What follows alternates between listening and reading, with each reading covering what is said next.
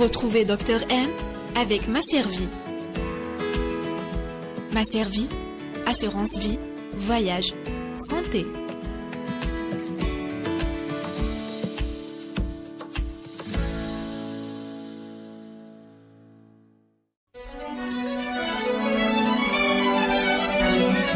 Pour bien s'entendre, il faut bien s'écouter. Rendez-vous sur M, la petite radio du Grand Maghreb.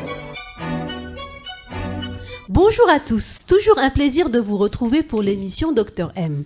Aujourd'hui, j'ai le plaisir de recevoir Dr Rzkia Oumziane, secrétaire générale de l'association Metin Senich, association nationale des malades d'Alzheimer et de Parkinson.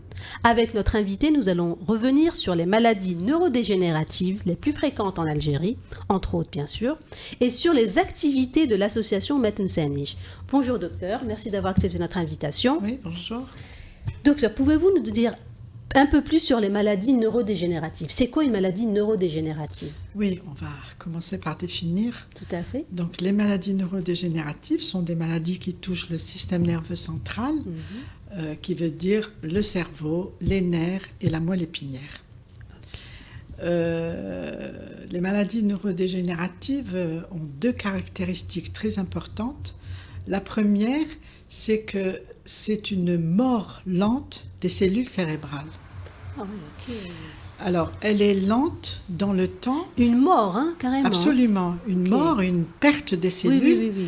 Elle est lente, mais cette lenteur, elle est lente, mais elle est plus rapide que le vieillissement des cellules chez un sujet âgé qui vieillit, mais qui n'est pas malade. Je ne sais pas si vous saisissez. Mais pour moi, c'était un ralentissement. Mais là, quand vous employez le mot mort, oui, c'est un peu plus fort, c'est une mort lente et une perte des cellules cérébrales. D'accord. La deuxième caractéristique, c'est que cette perte de cellules nerveuses, elle est sélective. Évidemment, ce n'est pas toutes les cellules du cerveau, sinon ce serait la fin. Oui.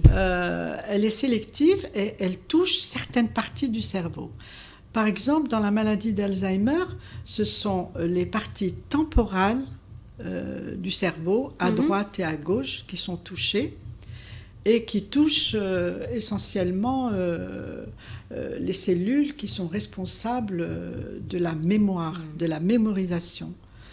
Dans la maladie de Parkinson, c'est tout autre chose. C'est des cellules qui ne fonctionnent plus comme elles étaient. Pourquoi ? Parce qu'elles ne sécrètent plus une substance qui est un neurotransmetteur qui s'appelle la dopamine. Et cette dopamine est responsable du contrôle des mouvements. Donc, c'est deux maladies complètement distinctes. Voilà. J'essaye un peu de vulgariser les choses et après, on va rentrer dans le détail quand on va parler de la symptomatologie de chacune de ces maladies. Et quels sont les symptômes de l'Alzheimer et de la maladie de Parkinson? Bon, on va commencer par la maladie d'Alzheimer, puisqu'elle est la plus fréquente. Au début, c'est des signes très trompeurs. On ne sait pas ce qui se passe. La personne change, la personne a un comportement inhabituel, elle a envie de rien faire, elle est là, elle est apathique, elle n'a aucun désir, il y a des manifestations d'oubli. Voilà, le malade ne s'exprime pas lui-même, c'est plutôt ses proches qui se rendent compte. Il est apathique, il paraît très fatigué, il est souvent silencieux, parfois agressif. Il oublie les choses, mais il ne se rend pas compte qu'il les a oubliées. C'est les proches qui lui disent, par exemple, tiens, où tu as mis tes clés, tiens, pourquoi tu n'as pas fermé la porte, tiens, voilà. La personne est apathique, elle n'a envie de rien faire, elle oublie les choses, mais elle ne se rend pas compte qu'elle les a oubliées. Elle apparaît très fatiguée, elle est souvent silencieuse, elle ne participe pas aux conversations, elle n'a pas envie de sortir, elle n'a pas envie de projeter quoi que ce soit. C'est les symptômes d'une dépression. Hein. Absolument, absolument. Il y a une déprime qui s'installe et il ne veut pas s'alimenter. Il y a une perte Ah oui, d'appétit. Oui, oui, oui. Ah oui. Il y a une perte d'appétit. Voilà. Très bien. Enfin, très bien. Et tous ces signes sont très inquiétants. Tout à fait. C'est-à-dire, s'il y a ce type de signe, déjà, il faudra se poser la question. Absolument, Poser la absolument. question. Les parents commencent à s'inquiéter, les parents commencent à se poser des questions. C'est la consultation chez le médecin généraliste qui ne sait pas exactement Quand ce que vous dites les c'est. parents, c'est-à-dire là, vous parlez des personnes, des jeunes adultes. Ou bien c'est les enfants qui devraient commencer à s'inquiéter. Oui, oui, l'épouse et les enfants du malade, D'accord, ok. ou le conjoint et les enfants. L'entourage. Absolument, Voilà, l'entourage proche L'entourage. qui vit sous le même toit. D'accord, très bien. Et par Voilà. rapport à la maladie de Parkinson? Alors, la maladie de Parkinson, c'est tout à fait autre chose. C'est une atteinte des mouvements. Alors, c'est une atteinte des mouvements. Les signes aussi sont difficiles à étiqueter. Il y a une errance de diagnostic. Le malade ne comprend pas ce qui lui arrive. Il est là, il a du mal à se lever, il a du mal à marcher, il a du mal à avancer, il a du mal à... Bon, je parle un peu à un stade plus ou moins avancé. Il n'arrive pas, par exemple, à s'habiller, à boutonner sa chemise. À cause des mouvements des membres. Tout à fait. Donc, il y a un tremblement, il y a une raideur, il y a une rigidité. Et tout ça fait que le malade est vraiment dans une situation très difficile. Mais contrairement à la maladie de Parkinson, où le malade ne se rend pas compte de ce qui lui arrive, dans la maladie d'Alzheimer, dans la maladie de Parkinson, le malade ressent ce qui lui arrive. Il vous dit, je ne sais pas ce qui m'arrive, je sens mon corps qui est très lourd, je n'arrive pas à me déplacer. Il se pose des questions. Et lui-même, des fois, décide à aller consulter. Consulter, d'accord, très bien. Voilà. Et ce qui est aussi difficile, c'est pour ça que je vous parle d'errance diagnostique. Les malades passent du généraliste au rhumatologue, au rééducateur, au kinésithérapeute, parce que il y a des douleurs musculaires, il y a parfois des tendinites, voilà. Et le malade donc fait le tour de tous ces spécialistes sans pouvoir poser le diagnostic. D'accord. Voilà. C'est-à-dire finalement, ils sont perdus. C'est pas la mémoire qui est atteinte, c'est le mouvement. Dans la maladie, voilà, dans la maladie de Parkinson, ce sont des cellules qui ne fabriquent plus une substance qui est un neurotransmetteur qui s'appelle la dopamine. Et cette dopamine, elle est responsable du contrôle des mouvements. Du passage à l'acte. Tout à fait. Okay. Du contrôle des mouvements. La différence. Et après, dès qu'ils sont traités, ça va mieux. Et voilà. Ah oui, finalement. C'est un test. Oui. Je voulais arriver justement à ça. Dans le diagnostic de la maladie de Parkinson est très difficile à poser parce qu'il n'y a aucun examen qui permet de poser le diagnostic de façon avec certitude. Oui. Qu'est-ce qu'on fait? Le neurologue, au début, hésite, mais finit par faire ce qu'on appelle un test à la dopamine. Et si ça marche, c'est que c'est ça. D'accord. Voilà. Okay. Mais sinon, un examen bien spécifique, comme par exemple dans la maladie d'Alzheimer, où l'IRM retrouve des plaques d'amyloïdes au niveau des cellules, là, la maladie d'Alzheimer est confirmée. Dans la maladie de Parkinson, non. Et le diagnostic se fait vraiment dans le temps. Oui. Dans le temps. C'est ça, c'est pour ça que finalement les répercussions, elles sont plus, on n'arrive pas à, voilà, le dépistage, il est important. Le dépistage précoce, il est important. Vous savez, on ne peut pas parler de dépistage dans ces maladies. Quand le diagnostic tombe, il tombe comme un coup près. C'est un petit peu déjà trop tard, on va dire. C'est le choc. C'est le choc pour le malade lui-même, pour l'entourage proche. Et il n'y a pas de...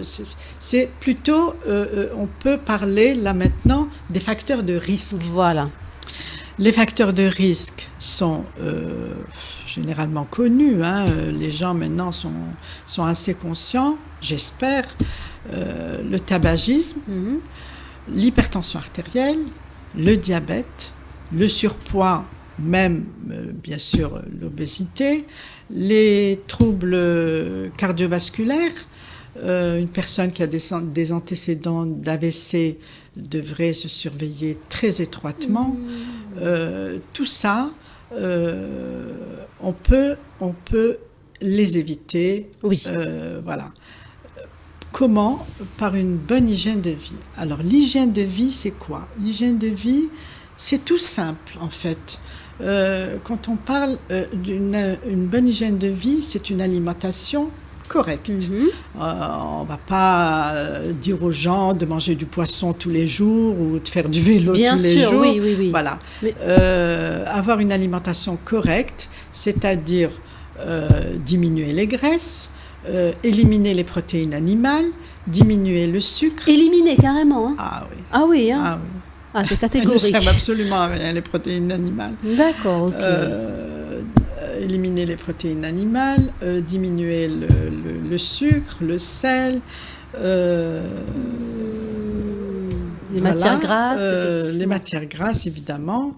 Arrêter de fumer quand la personne fume, évidemment. Le sport. Faire une activité physique À quelle régulière voilà. et durable. Vous avez des personnes qui vous disent oui, de temps en temps, je marche. Non. La marche, elle est préconisée tous les jours. Au moins 30 minutes par jour. 30 minutes, marcher 30 minutes par jour, franchement, c'est pas la mer à boire. Tout à fait, tout à fait. Surveiller sa santé cardiovasculaire lorsqu'on est hypertendu ou diabétique, où il y a une atteinte des nerfs dans le diabète qui est très chronique et insidieuse et silencieuse. Voilà. Oui, c'est déjà énorme. Si on arrive à respecter tout ça, à faire tout ça, c'est déjà énorme. Parce que, excusez-moi, oui, je vous en prie. Il y a une chose qui est très importante. Lorsqu'on a une bonne hygiène de vie et qu'on fait tout pour nous préserver de ces facteurs de risque, on ne peut pas faire de maladies aussi graves. Oui. Parce que les facteurs de risque influent sur la survenue de maladies neurodégénératives. Beaucoup de gens ne le savent pas. Et les maladies neurodégénératives se terminent par une démence. Ça, il faut le souligner, il faut le dire. Il faut le dire, il faut. C'est inévitable, malheureusement. Absolument, il faut parler, il faut dire les choses comme elles sont. Il faut pas se mentir. Il ne faut pas avoir peur des mots. Tout à fait. Tout à fait. Tout à fait. Et est-ce qu'à partir de quel âge elle se manifeste? Alors, je vais vous dire, actuellement, de nos jours, même vous allez sur Internet, vous allez voir, il y a un renversement des âges, mais c'est extraordinaire. Comme c'est effrayant, c'est effrayant.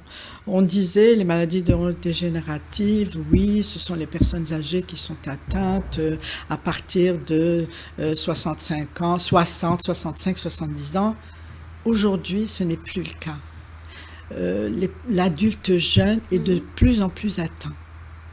Voilà. C'est incroyable. Je lisais, avant de venir chez vous, je suis rentrée sur Internet et j'ai lu un article d'un médecin neurologue qui travaille au CHU d'Oran et qui a eu un flux de malades en 2018.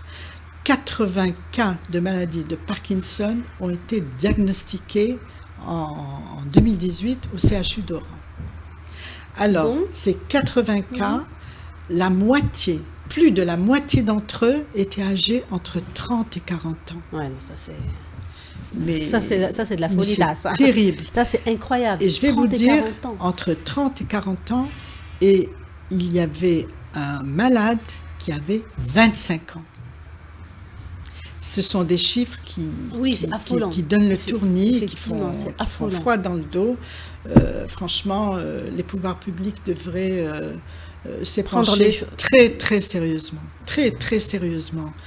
Et est-ce que, par exemple, ceux qui l'ont à 25 ans, est-ce que c'est l'hérédité qui est en jeu? Par exemple, est-ce que ça pourrait être l'hérédité qui est en jeu? À 25 ans? Non, l'hérédité n'est pas... oui, il y a peut-être un terrain... Mais ils n'arrivent pas encore à savoir d'où ces maladies viennent. Il y a une incrimination des pesticides, ça oui, c'est connu. Oui, tout à fait. Les chercheurs l'ont rappelé plusieurs fois, mais parler d'hérédité, non. Pesticides, la pollution aussi. Absolument. Oui, non, c'est... Voilà. Donc finalement, on ne sait pas encore. On ne sait pas. Et c'est le désarroi total. Bien sûr, surtout que les patients sont livrés à eux-mêmes. D'ailleurs, quels sont les plus répandus en Algérie ? La maladie d'Alzheimer, évidemment, est la plus répandue. Par rapport à Parkinson. J'ai des chiffres de fin 2018 où ils parlent de 250 000 cas de maladie d'Alzheimer. La maladie de Parkinson est beaucoup moins importante dans notre pays, mais elle commence à prendre de l'ampleur, et les autres maladies à un degré moindre. Les autres maladies neurodégénératives. C'est ça, apparentées à un degré moindre. Voilà. Oui. Mais je vais vous dire, la prise en charge n'est pas du tout satisfaisante. Les malades sont perdus, les proches encore plus. Tout à fait. Est-ce que vous savez que dans notre pays, en Algérie, il n'y a pas de service de gériatrie? Il n'y a pas, ça n'existe pas. Il y a des services de médecine interne où les gens sont hospitalisés parce qu'ils ont un pic hypertensif ou ils font un coma diabétique avec à côté une maladie d'Alzheimer ou une maladie de Parkinson, mais les malades sont pris en charge chez eux. C'est pour ça que je voudrais aborder le sujet des aidants. Oui. Alors les aidants, ce sont des personnes très proches du malade et qui s'en occupent 24 heures sur 24. Un malade Alzheimer a besoin d'être pris en charge 24 heures sur 24. Vous imaginez son réveil, sa toilette, sa prise médicamenteuse, son alimentation, le faire tourner plusieurs fois dans son lit pour éviter les escarres, discuter avec lui, le coiffer, le caresser. C'est presque un enfant. Tout à fait. Ça demande autant de temps. Dans la maladie de Parkinson, c'est aussi pareil. Mais dans la maladie de Parkinson, l'entourage est très important. Le conjoint, les enfants doivent être très proches de leur malade. Le malade a tendance à déprimer. Il a honte de sa maladie. Tout à fait. Il a honte que les gens le regardent trembler ou patiner. Il a du mal à marcher. Des fois, les pieds s'enchevêtrent. Il chute. Tout ça entraîne un isolement du malade. Et cet isolement, il faut lutter justement pour s'en sortir, et c'est l'entourage proche qui est concerné. Est-ce que vous en parlez lors de vos actions dans le cadre de votre association? Absolument, bien sûr. Les aidants, dans notre pays, il n'y a pas de formation d'aidants. C'est le conjoint qui s'occupe, c'est le mari qui s'occupe de sa femme, ou la femme qui s'occupe de son mari ou ses enfants. Elle ne sait pas. Elle ne sait pas comment faire, elle ne sait pas comment retourner le malade, comment l'alimenter, comment parfois même le sonder quand ça nécessite, alors que être formé, ce serait formidable. Est-ce que c'est un de vos projets de proposer, proposer des formations pareilles? Dans notre association, on a eu justement une formation, quelqu'un s'est proposé, un spécialiste de la question, s'est proposé pour donner une formation à 5 personnes adhérentes dans notre association, et ça a été très bénéfique pour elles. Très bien. Voilà. Au moins, ça permet vraiment de... Oui, les dents, vous savez, les dents ont un rôle vraiment très, très important et très ingrat, parce qu'il est là, il s'occupe 24 heures sur 24, il s'oublie, il ne s'occupe plus de lui-même, parce qu'il a son malade comme ça en face, accaparé tout le temps, la journée comme la nuit. Et vous savez qu'il y a des aidants qui s'effondrent au bout de quelques semaines ou quelques mois. Bon, évidemment, tout dépend du caractère de la personne, mais très souvent, c'est un travail titanesque et ils sont effondrés, ils n'en peuvent plus. Bien sûr, surtout si c'est une seule personne qui fait le même travail. S'il y a beaucoup de personnes qui entourent le malade, voilà, chacun il y a un roulement, voilà. Un roulement. Et vous savez, maintenant, la famille algérienne s'éclate. Elle est éclatée et ça tombe toujours sur la même personne. Oui, malheureusement, ça tombe toujours sur la même personne. Et moi, je connais des gens, des personnes, des aidants qui sont partis avant le malade lui-même. Ah oui, hein? Qui sont décédés avant le malade lui-même. Oui, écoutez, ils vivent un stress fou, ils sont fatigués mentalement, moralement et physiquement. Et après, ils font des maladies. Ah bah oui, après ils somatisent. Et ils partent. Tout à fait. Et ils partent. Et le malade est livré à lui-même. Et c'est la catastrophe. Tout à fait. Voilà. Tout à fait. C'est pour ça que je vous dis, le désespoir est total. Et le dénuement est total parce qu'il n'y a pas de prise en charge dans notre pays. Pas du tout. Les malades sont livrés à la famille, mais comme vous dites, ils ne sont pas formés, donc ils ne connaissent pas vraiment comment ils doivent se comporter. Tout à fait. L'entourage a besoin d'un soutien peut-être psychologique, dont voilà. Déjà, quand il y a un petit tremblement de terre, il n'y a même pas de cellule psychologique. Quand il y a un minimum, quelque chose qui devrait nous alerter, on devrait avoir un soutien psychologique, on ne l'a pas. Alors là, dans le cas de malades, et je suppose qu'il y a même des familles qui mettent leurs parents, qui sont malades d'Alzheimer ou Parkinson, dans des maisons de vieillesse. Ah oui, mais ça je pense ça que devient de plus en plus courant. Oui, c'est ça. Et oui, c'est un drame. Ben oui, c'est un drame. Comme vous dites, la famille, la structure familiale est en train d'exploser. Absolument. Et ça crée des répercussions. Oui. Et votre association, vous l'avez créée depuis combien de temps? Alors, notre association, c'est une association qu'on a prénommée Matensanish. Très bien trouvée d'ailleurs. Oui. C'est la directrice, Madame Dalila Abdelli, qui l'a prénommée comme ça. On salue d'ailleurs. Oui, bien sûr. Et c'est une association caritative à but non lucratif. En fait, c'est une aide inconditionnelle à toute personne atteinte d'une maladie neurodégénérative. Très bien. On est là dans toutes les situations, dans tous à essayer de solutionner tous les problèmes que peuvent vivre ces malades. Ces malades et l'entourage aussi. Oui. Les objectifs sont nombreux, nos souhaits sont vraiment très très intéressants. L'association est en plein essor, elle est toute naissante, toute jeune.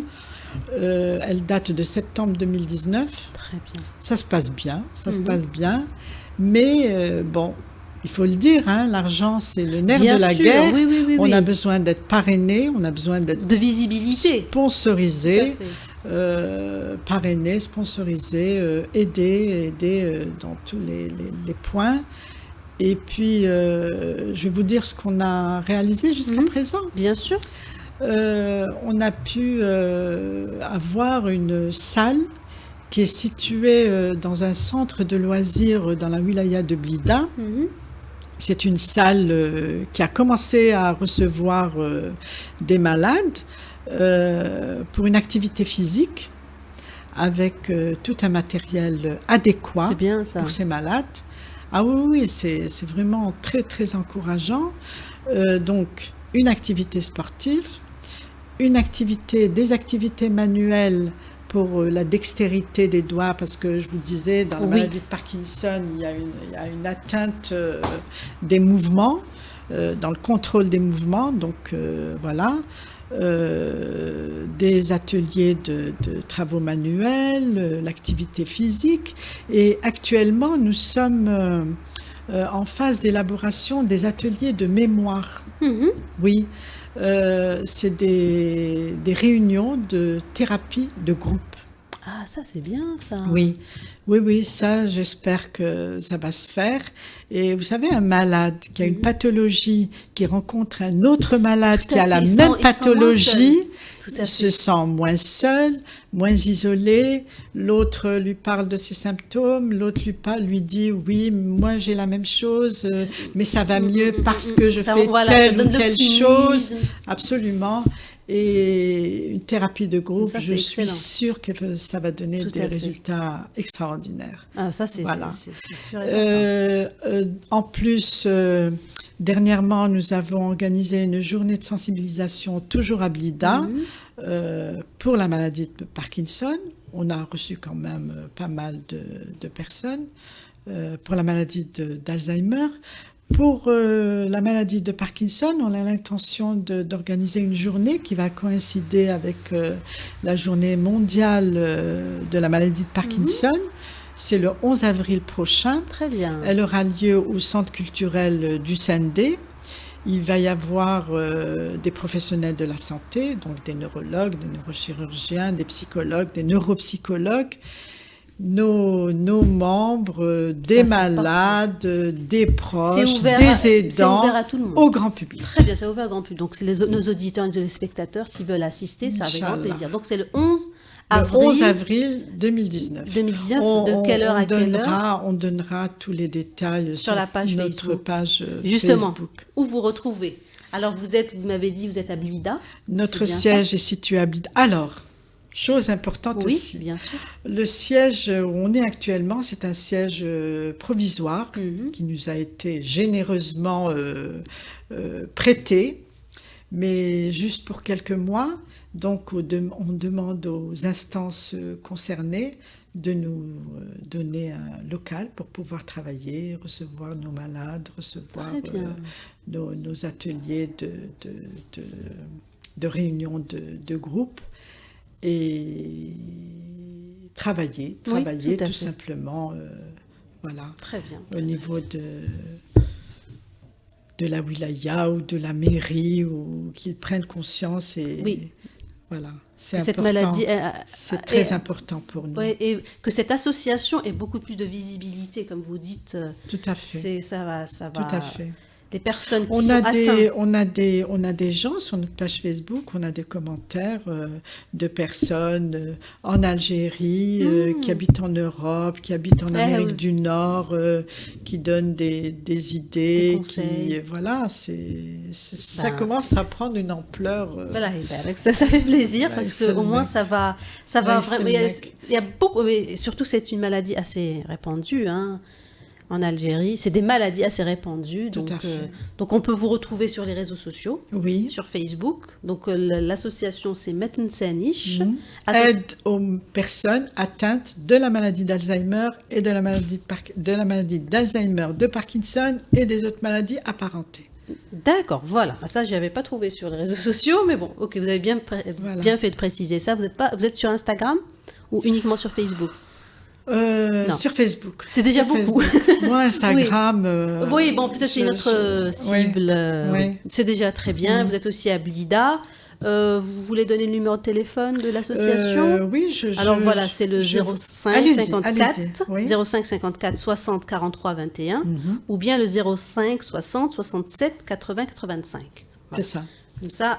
Vous pouvez donner l'adresse aussi. Hein. Oui, alors voilà, vous m'avez dit. On est prêt à recevoir toute personne qui a besoin d'aide. On est là. Cité LSP, sans logement, bâtiment B, numéro 21, Ouled Aïch, Blida. C'est ça. Très bien, très très bien. En tout cas, je vous remercie infiniment écoutez, de nous avoir éclairé sur ces maladies. Parce que il faut en parler. Oui, justement, il faut vraiment en parler. Et moi, je voudrais juste dire une dernière phrase. Nous sommes tous concernés. Vous savez, quand le diagnostic tombe, on a l'impression, on se dit, mais ça nous arrivera jamais. Oui, bien sûr, tout à fait. On se trompe lourdement. On est tous concernés. Quand vous discutez avec les gens, ils vous disent, moi j'ai un grand-père effectivement qui commence à faire des signes pareils. Moi j'ai une grand-mère qui perd la mémoire. Moi j'ai un cousin qui commence à trembler. On ne sait pas ce que c'est. C'est ça. Donc nous sommes tous concernés. D'accord. Merci beaucoup, Adek Voilà, Saha. c'est moi Merci qui vous infiniment remercie. Et j'espère on va vous réinviter pour d'autres actions pour votre Inch'Allah. association. Inch'Allah. Retrouvez toutes nos émissions sur le site radio m-info, sur YouTube, SoundCloud, sur Google Podcast et Apple Podcast, et sur Facebook, Instagram, Twitter, et à la semaine prochaine. Retrouvez Dr M avec Masservie. Masservie, assurance vie, voyage, santé.